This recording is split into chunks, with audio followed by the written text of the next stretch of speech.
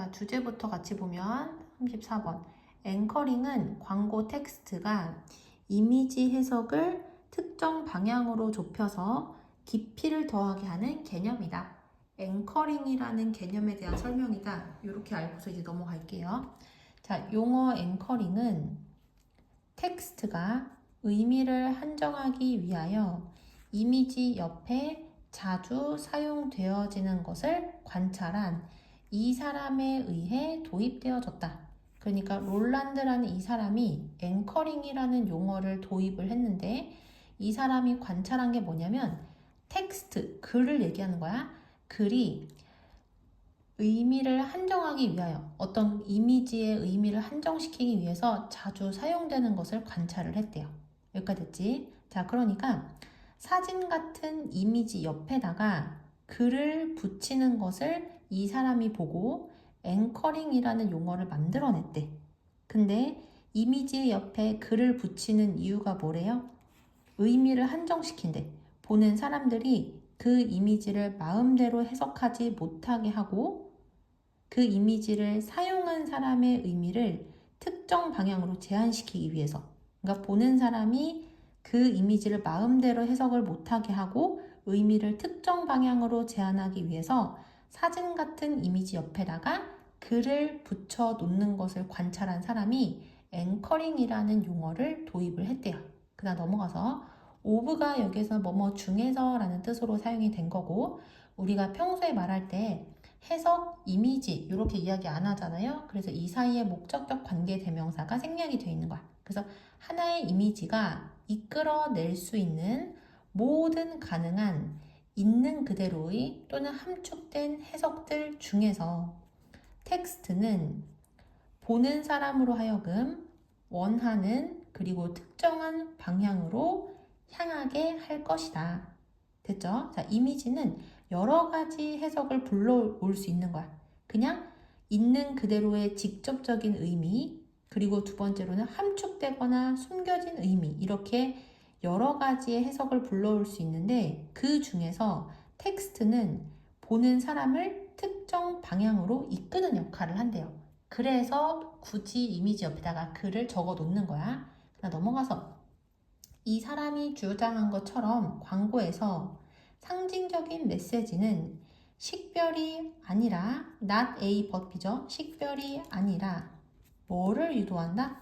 해석을 유도한다. 됐지? 자, 그러니까 광고의 내용은 이게 뭐지? 하고서 그러니까 사과 그림을 딱 그려놓고서는 이거 사과다 라는 걸 사람들한테 식별하기 위해서 광고를 하는 게 아니라 그 사과가 나온 이유 그리고 이 사과가 어떤 의미인지를 해석하게 만드는 것 그게 바로 광고의 역할이다 라는 얘기를 한 거야. 자, 그 다음 넘어가서 그 얘기를 조금 더 풀어서 네 번째 문장에서 설명을 해주거든요. be asked 투부정사 하면 투부정사도록 요청받던데 여기도 not A but B가 사용이 된 거야. 그래서 보는 사람은 이것을 하도록이 아니라 이것을 하도록 요청받는다 이렇게 해석을 할 거야. 그래서 보는 사람은 그들이 무엇을 보는지를 알아차리도록이 아니라 그들이 그것을 왜 보는지 그리고 그것이 to 뒤에 사람이 나면 에게죠. 그들에게 무엇을 의미하는지를 이해하도록 요청받는다. 그래서 보는 사람한테 저게 뭐다 라고 단순히 알아보게 하는 게 아니라 왜 저걸 보게 되었는지 그리고 그게 무슨 뜻인지를 생각해 보도록 요구를 한다는 얘기야. 그 다음 넘어가서 다섯 번째 문장 by ing 하면 해석이 어떻게 돼요? 뭐뭐 함으로써 이렇게 해석이 되고 combine A with B 하면은 A를 B와 결합하다 이렇게 해석이 되죠. 그래서 이미지와 글을 결합함으로써 광고는 그 다음에 that 뒤에 주어가 빠져 있으니까 주격 관계 대명사겠지? 그래서 요만큼 괄호치고 화살표 앞쪽으로. 근데 여기에는 좀 특이한 표현이 나오는데 on the one hand, on the other hand라는 표현이 나와요. 그래서 한편으로는 어떠어떠하고 한편으로는 어떠어떠하다 이렇게 해석을 하면 돼. 이미지와 텍스트를 결합함으로써 광고는 한편으로는 정확하고 구체적이며 여기 핸드가 생략된 거야. 다른 한편으로는 더욱 풍부한 비교급이야. 더욱 풍부한 상징적인 의미를 만들어내고 그 다음 여기 그 다음 분사구문 두 개가 나오는데 이 두 개의 분사구문은 연속 동작이거든. 그 결과 여기가 됐죠. 여기서 thus가 그 결과란 뜻이야. 그 결과 이성적이고 그리고 감성적인 해석의 첫 번째 깊이는 어떻게 하는 거야? 더하는 거야. 깊이를 더하고 그리고 폭을 제거한다. 됐지? 자, 다시 정리를 해보면은 이미지랑 텍스트를 결합을 시켜가지고 광고는 한편으로는 아주 정확하고 구체적인 거야. 그리고 다른 한편으로는 더 풍부한 상징적인 의미를 만들어내서 그 결과 이성적이고 그러면서도 감성적인 해석을 깊이는 더하고 폭은 제거를 한대.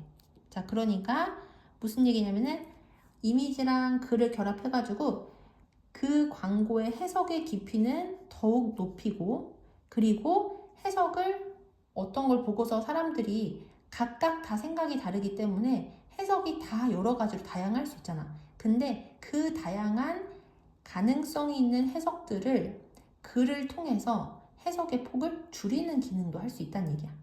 여기까지 되시죠? 자, 그 다음 넘어가서 헤드라인 하면 이거는 제목이란 뜻도 되고요. 그다음 태그라인 하면 이거는 끝맺은 말이라는 뜻이거든. 그래서 광고의 헤드라인이나 또는 끝맺은 말은 이미지의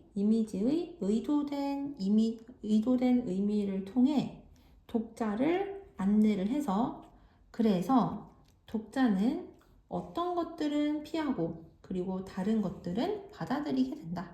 여기까지 됐지? 그러니까 광고의 제목이라든지 또는 끝맺은 말, 짧은 문구 같은 거 있지? 이런 것들은 독자를 광고 만든 사람들이 원하는 의미로 이해하게 이끄는 거야. 그래서 여기서 이미지의 의도된 의미라는 거는 광고 만든 사람의 의도되어진 의미란 뜻인 거야.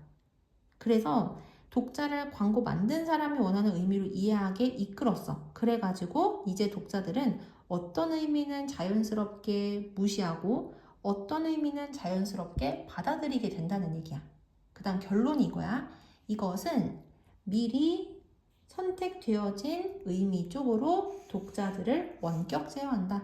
그래서 이 광고 문구는 마치 리모컨처럼 독자를 조종해서 미리 정해둔 의미로 이해하도록 이끄는 역할을 한다.